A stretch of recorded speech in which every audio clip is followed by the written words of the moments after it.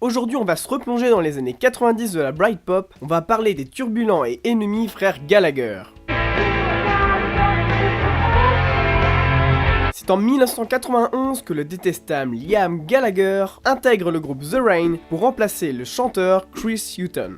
Le groupe est à ce moment composé de Paul McGuigan à la basse, Paul Arthur à la guitare et Tony McCarroll à la batterie. Pendant ce temps, Noel est en tournée, non comme musicien mais comme roadie pour le groupe de rock Inspiral Carpets. Et c'est lors d'un concert d'Oasis que Noel voit pour la première fois son frère sur scène. Il ne les trouve pas particulièrement spectaculaires, mais voilà un moyen d'utiliser ce groupe pour les chansons qu'il avait précédemment écrites.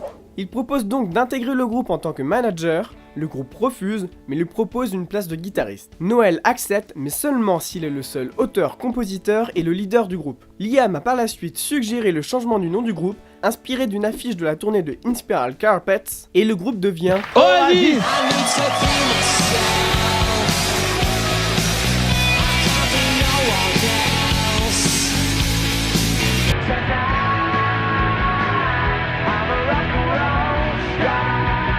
Mais pour le moment, revenons sur la genèse des frères Gallagher. Noel est le deuxième frère de la fratrie et né à Manchester en 1967. Et ce n'est que 5 ans plus tard que Liam voit le jour dans la même ville. Noel et son grand frère Paul ont vécu une enfance difficile avec un père violent qui les battait souvent eux et leur mère et qui provoquera quelques années plus tard le divorce des deux parents. Les frères ont été des enfants difficiles et la guerre entre Liam et Noel a commencé très tôt. Liam a toujours traité son frère comme le maboule de la famille.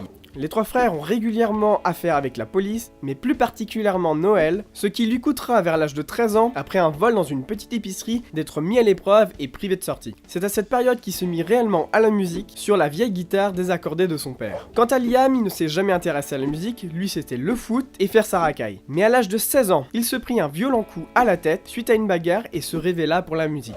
Il commence à écouter des groupes comme The Stone Roses, The Who ou encore The Kings, mais devient surtout obsédé par le grand John Lennon.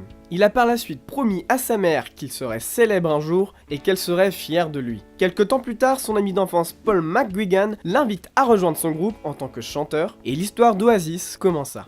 Pour ma part, mon entrée dans la musique est tout aussi sexy. Un jour, je me suis pris un ballon dans la tête, du coup je me suis dit le sport c'est pas pour moi. J'ai donc filé au Leclerc acheter le bon vieux Guitar Hero, et la musique est venue à moi.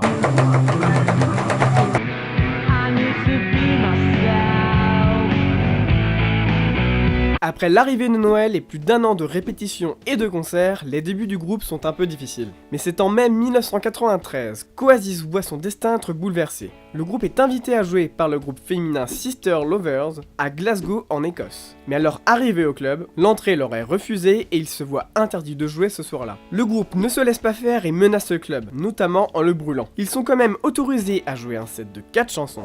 Surpris par la performance d'Oasis, Alan McGee du label Creation Records, qui était venu voir le groupe 18 Wheeler, a voulu les signer dès le second morceau. Le succès arriva ensuite très rapidement avec la sortie de 3 singles et le premier album Definitely Maybe en août 1994, qui passa numéro 1 des ventes au Royaume-Uni en une semaine. C'est le démarrage le plus rapide d'un jeune groupe en Angleterre.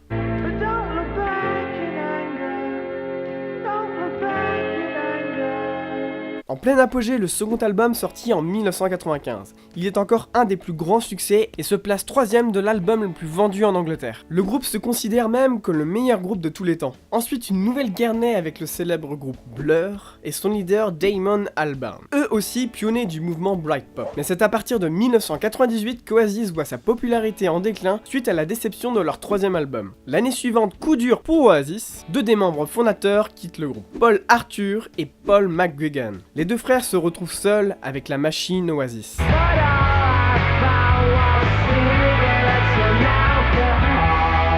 Les deux frères ont toujours été connus pour leur comportement désastreux sur scène et auprès de leur public. Noel ne supporte pas le comportement de Liam, que ce soit sur scène ou en backstage, car il est selon lui tout le temps alcoolisé et non professionnel. C'est la parfaite représentation du sex, drug and rock'n'roll. Et pour l'occasion, je vous ai concocté une petite compile de Liam et de son comportement borderline. Hey, fuck, man. The fuck ought to do with views. Fuck, you know what I mean? I'm fucking ginger. Fucking man. Fucking say. Fucking t-shirt. Just fucking bang back them. Fucking enjoy it. Fucking words. Fucking white. Fucking pretty good. Fucking England. Fuck about it, mate. Fucking terrible. Fuck Oasis. Fucking housewife. Fucking loving it. Fucking ears ring. Fucking Fucking leather. Fucking someone tomorrow. Bon, après cette magnifique séquence, on va revenir aux choses sérieuses. Pour les tournées de 1996 aux États-Unis et 2000 en Europe, le groupe voit plusieurs fois Noel quitter la scène en plein concert, et après une mémorable dispute à Barcelone, le groupe poursuit la tournée avec un guitariste de rechange au cas où.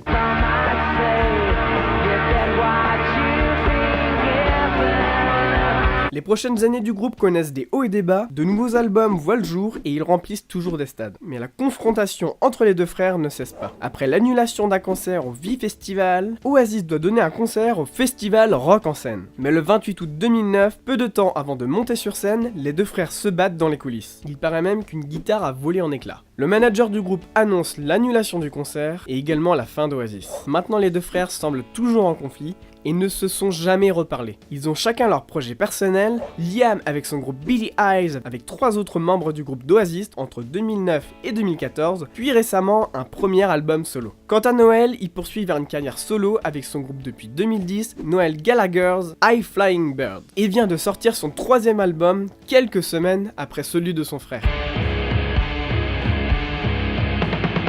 Oasis s'est vu refuser beaucoup d'hôtels à cause de leur tendance à massacrer entièrement les chambres en jetant tout par la fenêtre. Comme je l'ai dit au début, Liam est devenu obsédé par John Lennon vers l'âge de 16 ans. Il est même persuadé qu'il est sa réincarnation. Bon après, il avait déjà 8 ans quand John Lennon s'est fait assassiner. Mais il a carrément appelé son fils Lennon.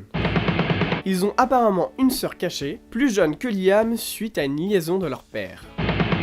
Lors de l'émission Top of the Pops, les deux frères ont inversé leur rôle pour la chanson Roll With It. Liam fait semblant de jouer de la guitare et Noel chante en playback.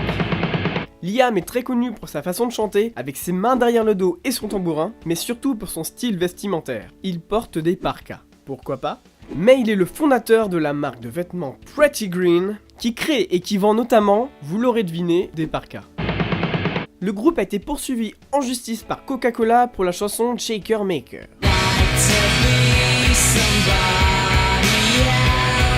qui ressemblait au hit de 1971, Like to Teach the World to Sing.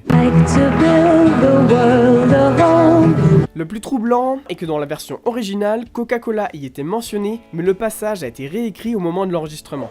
C'est ainsi que se clôt cet épisode sur les frères Gallagher. N'hésitez pas à mettre un petit pouce bleu et de vous abonner. Un petit commentaire aussi pour améliorer la chaîne n'est pas de refus. Je vous dis à très vite, ciao! Fucking loving it.